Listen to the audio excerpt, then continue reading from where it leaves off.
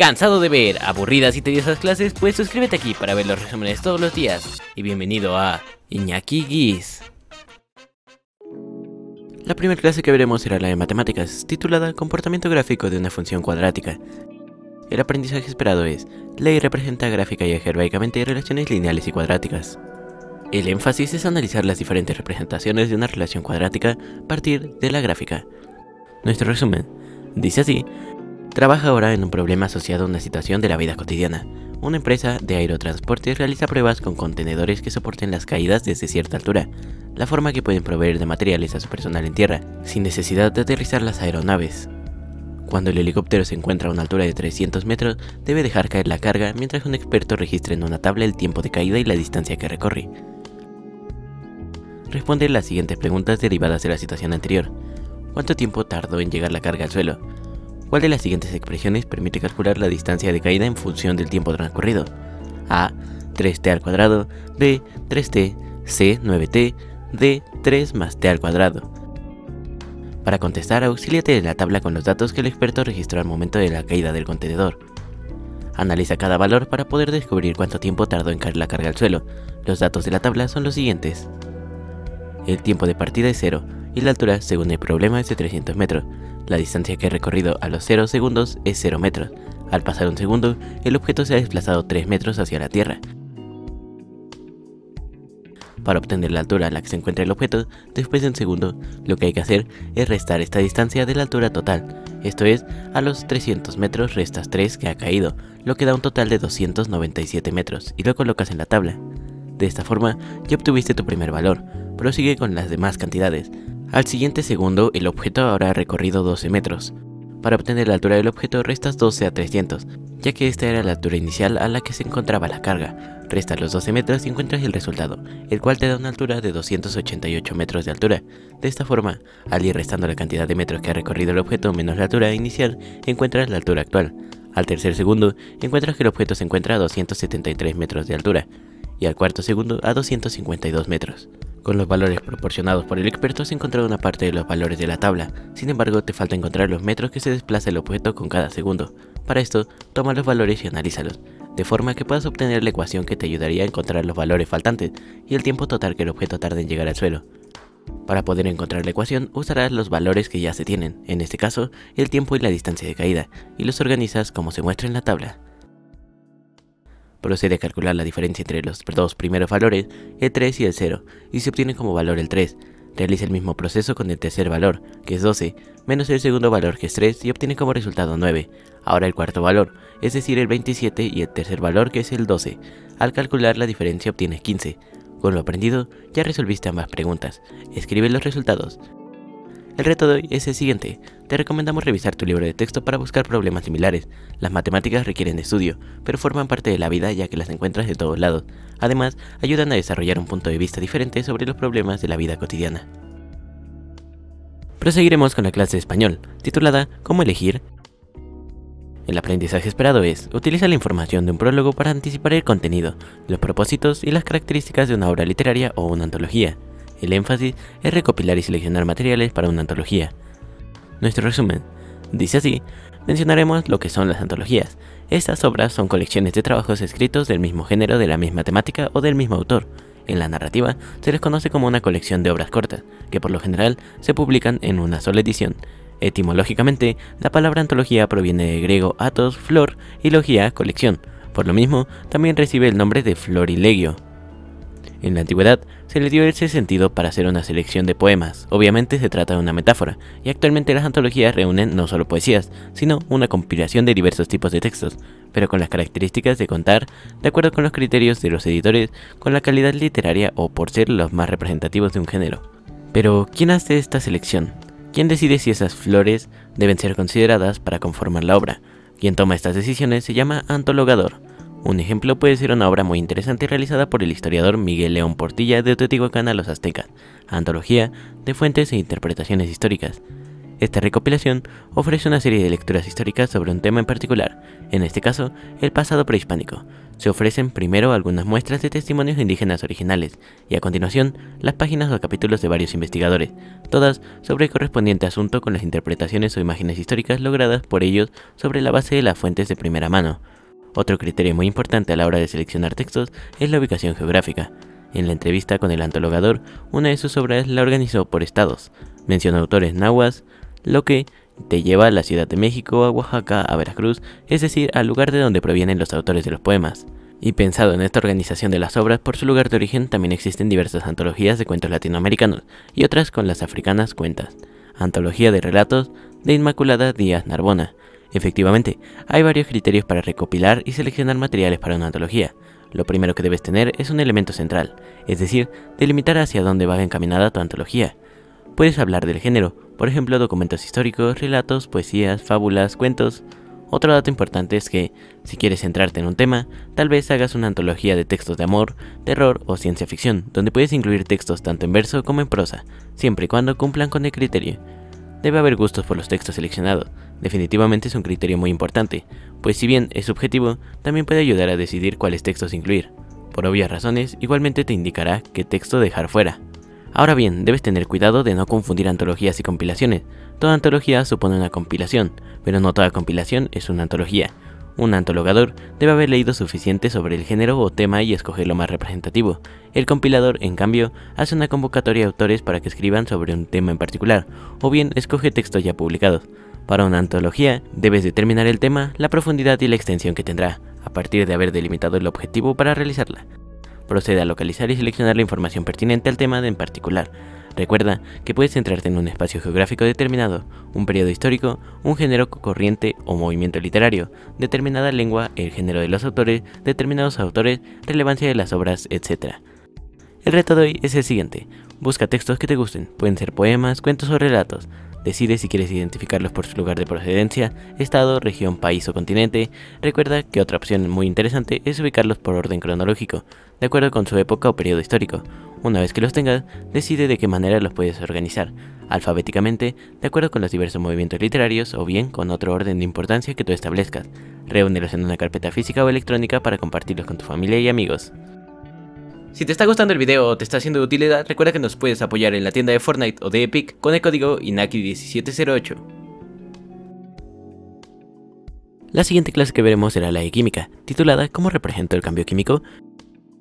El aprendizaje esperado es: representa el cambio químico mediante una ecuación e interpreta la información que contiene. El énfasis es explicar la importancia del lenguaje científico en la representación de una reacción química. Nuestro resumen dice así: lee la frase célebre de Hipatía de Alejandría, considerada la primera científica. Comprender las cosas que nos rodean es la mejor preparación para comprender las cosas que hay más allá. ¿Sabías que a principios de 1800 los químicos conocían, si acaso, unas 300 sustancias distintas y hoy se cuentan ya cerca de 19 millones? Además, en los últimos 50 años este número ha venido duplicándose en promedio cada 13 años, de manera que si continúa esta tendencia, para el año 2050 llegaremos a 300 millones de compuestos químicos diferentes y a 5.000 millones para el 2100.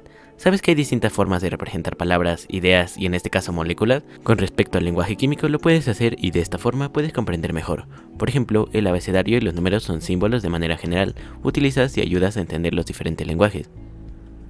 En química, utiliza los símbolos químicos para que en vez de escribir el nombre del elemento, coloques su símbolo expresado en letras. Los elementos químicos se representan por lo menos por una letra, y hay elementos que se representan con 2 letras, pero la primera o única siempre será mayúscula. La tabla periódica de los elementos es utilizada por toda la comunidad científica y quienes se adentran en el estudio de esta maravillosa ciencia. Aún si hubiera vida inteligente extraterrestre, también la utilizarían, ya que debido a las propiedades, el orden, la organización y el lenguaje que presentan los elementos en la tabla periódica es universal. Ahora tienes algunas letras, por así decirlo, que representarán los símbolos y construirás las palabras. Será más fácil que lo entiendas, como en una analogía. Recuerda que los compuestos, sustancias o moléculas están formados por elementos en diferentes proporciones. Todos tienen por lo menos 2 o más átomos, ya sea del mismo o de diferentes elementos. Por ejemplo, arma los compuestos con base en lo que te proporcionamos. Tienes estos símbolos químicos, H y Cl. ¿A qué elementos corresponden? El primero al hidrógeno, y con ayuda de la estructura de Lewis sabes que tiene un solo electrón que compartir o electrón de valencia. El segundo símbolo es el cloro, que, al hacer su estructura de Lewis, tiene 7 electrones de valencia. Solo le falta un electrón para completar su órbita o nivel de energía. los unes para hacer un enlace compartiendo sus electrones y forman un enlace covalente polar. Una molécula de hidrógeno interacciona químicamente con una molécula de cloro y se producen dos moléculas de ácido clorhídrico, HCl. Lo que acabas de hacer es darle nombre a un compuesto químico. A esto se le llama nomenclatura química.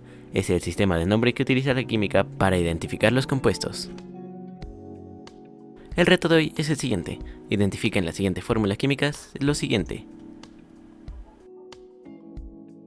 el estado físico de las sustancias, el símbolo químico, el coeficiente y el subíndice. Recuerda compartir tus resultados con tu maestra y maestro. Hazlo de forma creativa y segura. Continuaremos con la clase de formación cívica y ética, titulada Ciudadanía y Libertad.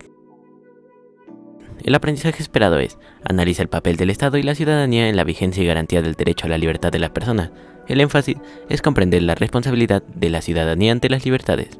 Nuestro resumen dice así: en esta ocasión se abordará un tema muy importante, la relación entre ciudadanía y las libertades. ¿Cómo se puede ejercer libremente la ciudadanía? ¿Cómo hacerlo en una sociedad diversa y con tantos contrastes como la nuestra? ¿Cómo se puede ejercer la ciudadanía de manera libre y responsable? Has visto que el derecho a la libertad es fundamental para la vida democrática. Por ello, los gobiernos generan una serie de condiciones para promover, defender y exigir el cumplimiento de este derecho. Entre estas condiciones, el Estado mexicano ha creado y modificado las instituciones que dan atención y regulan los diversos aspectos de la vida pública en el país. Sin embargo, has visto que en ocasiones se requiere algo más que la actuación de las instituciones para garantizar las libertades. Por ello es importante reflexionar sobre la responsabilidad de las personas respecto al ejercicio de la libertad. Se dice que las y los ciudadanos son todos aquellos individuos que nacen y viven en una nación en particular, estableciendo vínculos al compartir un territorio, necesidades, intereses, derechos y responsabilidades. La ciudadanía democrática se fundamenta en la valoración y aprecio de la diversidad y la pluralidad. No debes dejar pasar que uno de los derechos ciudadanos más importantes es participar en las decisiones públicas de la sociedad, elegir a los representantes y ser electos si te lo propones. En la Constitución Política de los Estados Unidos Mexicanos se establecen los derechos y obligaciones que tienen las y los ciudadanos mexicanos desde un punto de vista jurídico. Existen dos tipos de derechos, civiles y políticos. Desde el momento en que nace una persona, goza de los derechos civiles, los cuales garantizan su integridad física y mental, su protección y le brindan condiciones para su desarrollo integral. Al cumplir 18 años, se considera que las personas acceden a la ciudadanía. Sumado a sus derechos civiles, los políticos, estos le permitirán participar en las decisiones políticas de nuestro país. Entonces se puede decir que aun cuando no tengas 18 años, puedes participar en una sociedad democrática actuando libremente, expresando tus ideas, opiniones, construyendo mejores condiciones de vida personales y sociales. Cada una de las dimensiones en que se practica la ciudadanía hace referencia a diferentes valores que orientan el comportamiento y acciones de las y los individuos y el Estado, garantizando el ejercicio de derechos y obligaciones plasmados en las leyes de un gobierno democrático. Por ejemplo, en la dimensión civil, el Estado y todas y todos los individuos de la sociedad deben actuar con base en los valores de igualdad y libertad. En la dimensión política, uno de los valores más relevantes es la participación. En la dimensión social y económica, la equidad, que se relaciona directamente con la justicia social y el respeto a la dignidad. En la dimensión cultural, la inclusión y la diversidad. El reto de hoy es el siguiente: elabora un mapa mental sobre la relación entre ciudadanía, libertad y responsabilidad. ¿Cuál sería la posición que ocupa la libertad? ¿Cuál sería la posición que ocupa la responsabilidad? ¿Qué ideas se derivarían de estos conceptos? Comenta el mapa mental con algún integrante de tu familia o alguna compañera o compañero de la escuela. Y finalizaremos el día de hoy con la clase de tecnología, titulada La innovación de los procesos productivos en los campos tecnológicos. El aprendizaje esperado es: propone mejoras a procesos y productos incorporando las aportaciones de los conocimientos tradicionales de diferentes culturas. El énfasis es reconocer la importancia de los saberes sociales y culturales en la conformación de los campos tecnológicos. Desde tiempos remotos, el ser humano ha creado toda clase de máquinas y herramientas que le permiten agilizar su trabajo y en algunas ocasiones hasta sustituirlo. También han producido aparatos que permiten desplazarse de un lugar a otro con facilidad, que nos entretienen, acompañan y que hasta actúan como nosotros. Por ello, la tecnología juega un papel muy importante en el desarrollo de toda cultura, ya que su aplicación influye en el nivel competitivo en cualquiera de los sectores económicos. Y dependiendo de las necesidades de cada grupo social, es cómo usan y adaptan técnicas, ya que éstas se relacionan con todos los medios de producción. Por ello, la tecnología es tan necesaria e importante para el desarrollo de cualquier sociedad. Efectivamente, todas las sociedades cambian y se adaptan a las nuevas necesidades que surgen con el tiempo, y con ello se crean o innovan nuevas herramientas que nos facilitan en gran parte las tareas que realizas a diario. Definitivamente, se tiene que producir para vivir, ya que tienes que satisfacer de alguna manera tus necesidades, y por ello surgen las actividades económicas siempre relacionadas y dependientes unas de otras. Pero ¿por qué se relacionan las actividades económicas unas con otras? Por ejemplo, algún producto de primera necesidad que adquieres en tiendas, una lata de frijoles refritos. Para que puedas adquirirla y disfrutar de ese producto en casa, tuvo que intervenir un agricultor para sembrar esa materia prima, el frijol, para suministrar en alguna empresa de transformación y ésta prepararla y enlatar el producto para venderlo a un tercero, y que este último se encargue de comercializarlo dando un servicio al cliente final. Si alguno de estos sectores no cumple su función, ya sea el agricultor para suministrar la materia prima, la fábrica para industrializar el producto o la empresa comercializadora, no podrás disfrutar de los productos que necesitas a diario. Ahora que ya tienes más claro qué debes producir para vivir y así satisfacer tus necesidades con ayuda de la tecnología, es importante recordar que las técnicas se agrupan y forman campos tecnológicos y estos posibilitan la creación de nuevas maneras de hacer las cosas en su campo de acción. Pero, ¿qué campos tecnológicos hay? Por ejemplo, tienes los siguientes: tecnología de los alimentos, de la información y de la comunicación, de la construcción, de la manufactura, de la salud, los servicios y la recreación y de los agropecuarias y pesqueras. En primer lugar, tienes la tecnología de los alimentos, que se ocupa en los procesos de producción alimentaria. Uno de los avances en este campo es la conservación de los alimentos, como lo observaste con los frijoles refritos enlatados. Otro avance es la pasteurización de la leche para destruir los organismos que producen enfermedades y otros más.